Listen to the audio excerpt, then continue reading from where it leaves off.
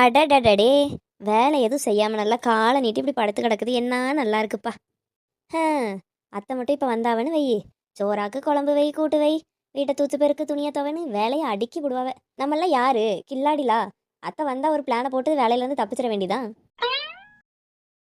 அடக்கடவுளே, அதுக்குள்ள அத்தை வந்துட்டாவ போல. கொலுசு சுத்தம் வேற கேட்க நான் ஆரம்பிச்சிட வேண்டியதான். என்னடி போர்வையை போத்திட்டு இப்படி டான்ஸ் ஆடிட்டு இருக்கா? இவ்வளோ ஹெவியாக உடம்பு சரியில்லாத மாதிரி பெர்ஃபார்மன்ஸ் பண்ணிட்டு இருக்கேன். டான்ஸுன்னு கேட்குது இந்த கிழவி. டான்ஸ் எல்லாம் இல்லச்சே, உடம்புக்கு சரியில்லை பார்த்துக்கிடுங்க. உடம்புக்கு முடியலன்னா வீட்டு வேலையெல்லாம் யார் பாப்பா? பிறகு நானா பார்க்கணும்? இல்லத்தே, ஆஸ்பத்திரிக்கு போனேன். டாக்டர் ஒரு விதமான வைரஸ்ன்னு சொல்லியிருக்காவ. நான் பேசினாலே பக்கத்தில் இருக்கிறவியலுக்கெல்லாம் வந்துருமா. கவலைப்படாதியத்தே, நானே சமைச்சு தாரேன்.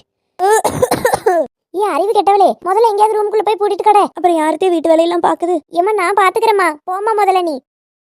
யார்கிட்ட? பெரிய பொண்ணா கொக்கா?